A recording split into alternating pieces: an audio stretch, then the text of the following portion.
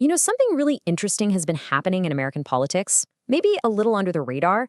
So today, we're going to dig into the data and the stories behind what looks like a new era for Muslim Americans in the political world. What our sources are pointing to is this, well, it's like a page is turning in American civic life. A brand new chapter is being written, and it's starting to reshape what representation and political power even look like. And right at the heart of this shift, you've got a new generation of Muslim American leaders stepping up and taking their place on the political stage. So you have to ask, what does this actually mean? What happens when their voices join the conversation? To really get a handle on the impact here, we first have to understand the scale of it all. So let's start with the facts, the hard numbers behind this new political chapter. Our sources show a really clear and, frankly, an accelerating trend.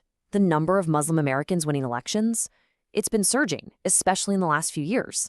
And this isn't just one or two big wins. We're talking about a consistent pattern popping up all over the country. And this isn't just about what's happening in Washington, D.C. The data shows this movement is really growing from the ground up. We're seeing these new voices at every single level of government, from state legislatures that make policy for millions, all the way down to local city councils and school boards that are shaping our communities day to day.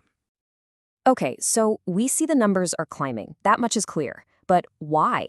What's the engine behind this change? Well, the source material suggests we should look at the ideological framework that kind of inspires and unifies this whole movement. One really key idea highlighted in the source material comes from this Quranic verse. Those who are oppressed will be the rulers in the future. This is presented as an incredibly powerful motivator. A principle that can help turn a community's experience with feeling marginalized into a real drive for leadership and civic engagement. So, is this idea just taking hold in a few specific places, or is it spreading out? To really understand the full scope of what's happening, we need to kind of map out the change. And what the sources make crystal clear is that this is a national phenomenon. It's not limited to just big cities or the places you might expect.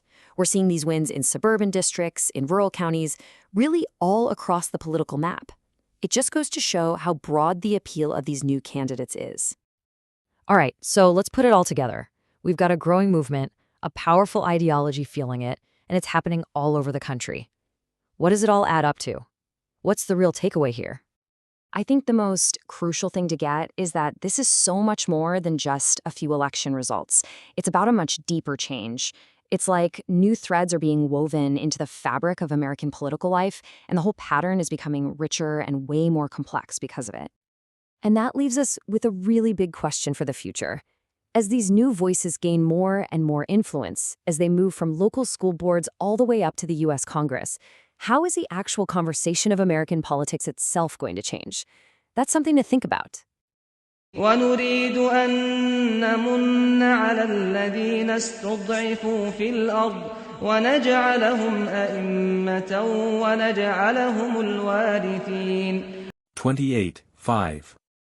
We wish to favor those who were oppressed in the land, and to make them leaders and make them inheritors of our bounties.